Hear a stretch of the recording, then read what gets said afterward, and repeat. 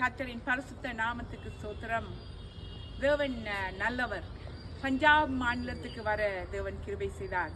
இங்க பாருங்க, என்ன அழகாக தேவனின் இயற்கையை ரசிக்கக்கூடியதாக இருக்கிறது. எனக்கு ஒரு தேவனின் அருமையான ஒரு வார்த்தை தேவன் இன்றைக்கு என்னோடு பேசினார். நான் உனக்கு வாக்கினால் சொன்னதை கரத்தினால் நிறைவேற்றுவேன். வாக்கினால் சொன்னதை கரத்தினால் நிறைவேற்றுவேன். ஆம் பிரியமான சகோதரா சகோதரி, தேவன் எங்களுக்கு ஏதாவது ஒரு வார்த்தை கொடுத்திருப்பாரானால் அது உண்மையும் உத்தமும் உள்ளது.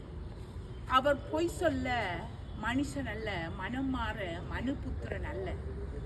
இன்றைக்கு ஏதோ ஒரு காரியம் உங்களோட வாழ்க்கையில பிரச்சனைகளாக, வேதனைகளாக, கண்ணீராக நீங்கள் அதை குறித்தே நினைத்து ரொம்ப கஷ்டப்பட்டு கண்ணீரோடு இருக்கிறீர்களா?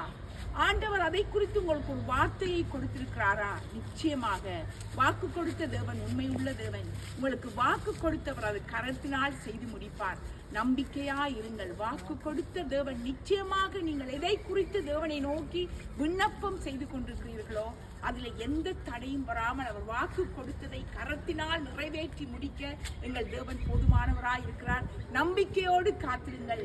உங்கள் நம்பிக்கை வீண் போகாது. நிச்சயமாக நீங்கள் காத்திருக்கும் அந்த நம்பிக்கைக்கு ஒரு முடிவு உண்டு.